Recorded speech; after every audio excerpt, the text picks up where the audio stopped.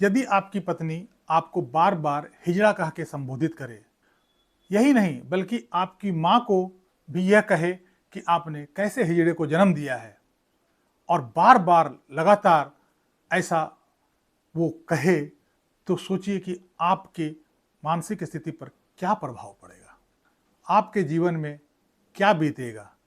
क्या आप उस महिला के साथ वैवाहिक रिश्ता कायम रखना चाहेंगे, या क्या आप उस महिला से भविष्य में किसी सहयोग की उम्मीद करेंगे, जबकि यह व्यक्ति मानसिक और शारीरिक रूप से बिल्कुल स्वस्थ है। इसमें ऐसा दूर दूर तक ऐसा कोई ना ही फिजिकल डिसऑर्डर है, ना ही मेंटल कोई डिसऑर्डर है। आज ऐसा ही केस का चर्चा करेंगे जो Punjab and Haryana high court में ऐसा मामला आया है। आज चर्चा का विषय यही है।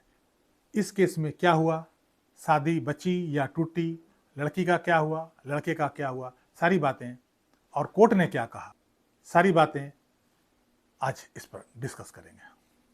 केस का स्टोरी लाइन है, पति पत्नी के बीच विवाद का मामला चल रहा था, काफ़ी दिनों से चल रहा था। और विवाद में जो बातें मैंने बताई कि पति को वो बार बार हिजड़ा कह के संबोधित करता था, और अपनी सास को भी वो हमेशा यह कहते सुना गया है कि कैसे हिजड़े को तुमने पैदा किया है।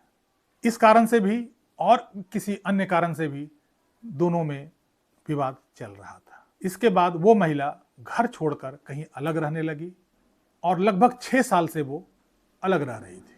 उस महिला का पति फैमिली कोर्ट में डाइवोर्स का एक मुकदमा डालता है on the basis of cruelty, और उस डाइवोर्स पिटीशन में पति ने स्पष्ट इन बातों को लिखा था कि मैं बिल्कुल शारीरिक और मानसिक रूप से स्वस्थ हूँ, मेडिकली भी स्वस्थ हूँ, लेकिन पत्नी जो है वो हमेशा मुझे हिजड़ा कह के बुलाती है, अक्सर बुलाती है, और यहीं तक नहीं बल्कि मेरी माँ को भी यह कहते रहती है कि तुमने किस हिजड़े को पैदा किया है।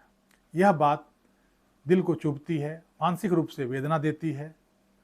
उस महिला को पोर्न वीडियो देखने का बहुत गंदी आदत है, और इसलिए उसका सेक्स डिजायर जो है वो ज़रूरत से कहीं ज़्यादा है। दिन रात अपना समय पोर्न वीडियो देखने में बिताती है। केस का प्रोसीडिंग चला, गवाही हुई, साक्ष्य सारे प्रस्तुत किए गए, जिसमें ये बातें सत्यापित हो गई कि हाँ, लड़की जो है ऐसा करती थी और ऐसा कहती थी। फैमिली कोर्ट ने इसे क्रुएल्टी माना, और on the ground of cruelty दोनों के बीच डाइवोर्स जो है वो अलाउ कर दिया, दोनों के बीच डाइवोर्स को ग्रांट कर दिया। चूंकि लड़की नहीं चाहती थी डाइवोर्स लेना, इसलिए उसने इस आदेश के खिलाफ Punjab and Haryana high court में अपील लगाई।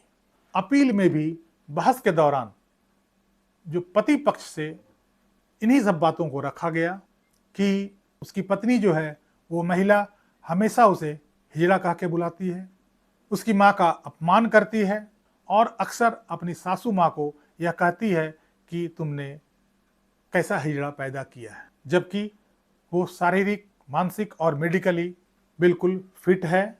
चूँकि उस महिला को पोर्न वीडियो देखने का बहुत गंदी लत है, दिन रात वो उसी में डूबी रहती है, इसलिए उसका सेक्सुअल डिजायर जो है वो आम औरतों की अपेक्षा बहुत ज़्यादा है। अपनी सास को सास नहीं बुलाती, बल्कि उसे हमेशा हिजड़े की माँ ही कह के बुलाती थी। और इसके अलावा वो 6 साल से घर से अलग रह रही थी, और उसका किसी प्रेमी के साथ उसका लंबे समय से चक्कर भी चल रहा था। सारी दलीलें सुनने के बाद ऑनरेबल हाई कोर्ट ने निचली अदालत की भी सारे डॉक्यूमेंट्स देखने के बाद उन्होंने इन बातों में सत्यता पाई, और उसने पाया कि हाँ, ये क्रुएल्टी के अंतर्गत आता है, और जो ट्रायल कोर्ट ने ऑर्डर किया है वो बिल्कुल सही है, और इस लड़की का अपील को वो डिसमिस कर देता है। आपको मैं बता दूं कि हिंदू मैरिज एक्ट 1995 में डाइवोर्स के लिए बहुत सारे ग्राउंड्स दिए हुए हैं। सेक्शन 13(1)(a) में क्रुएल्टी भी एक ग्राउंड है। हालांकि क्रुएल्टी को स्पष्ट रूप से डिफाइन नहीं किया गया है कि क्या क्या चीज क्रुएल्टी में आएगा, क्योंकि क्रुएल्टी एक बहुत ही ब्रॉड शब्द है और जितना वहां उसमें लिखा गया है वो बहुत ही कम है।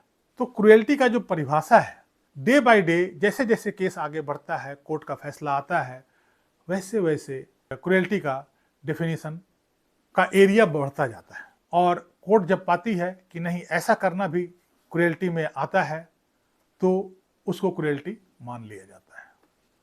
आमतौर पर जो क्रुएल्टी का ग्राउंड सुप्रीम कोर्ट ने डिफाइन किया था इनिशियली, वो कुछ इस प्रकार है।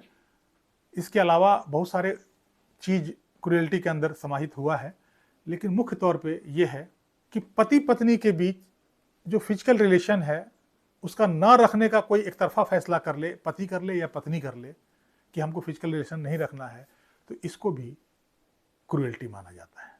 शादी के बाद बच्चा ना करने का फैसला यदि कोई एक तरफा कर ले, पति कर ले या पत्नी कर ले, ऐसे मामले को भी क्रुएल्टी के अंतर्गत रखा जाता है। पति पत्नी के बीच में संबंधों का रूखापन या वो लगाव नहीं रखना भी एक क्रुएल्टी ही माना जाता है। पति पत्नी के बीच जरूरत से ज्यादा तनाव होना रेगुलर बेसिस पे भी एक क्रुएल्टी ही माना जाता है। पति पत्नी के आपसी बातचीत में हमेशा एक दूसरे को नीचे दिखाने की कोशिश करना, अपमानित करने की कोशिश करना भी क्रुएल्टी का ही एक पार्ट है। पति पत्नी के बीच आपसी मारपीट, गाली गलौज का होना भी क्रुएल्टी का एक पार्ट है और इन सब ग्राउंड पे on the basis of cruelty पति या पत्नी डाइवोर्स के लिए फैमिली कोर्ट में याचिका दायर कर सकती है। इस अंक में यहीं तक। कैसी लगी ये जानकारी कमेंट बॉक्स में जरूर लिखिएगा। वीडियो को लाइक कीजिएगा, चैनल को सब्सक्राइब कर लीजिएगा। मिलते हैं अगले अंक में, तब तक के लिए जय हिंद, जय भारत।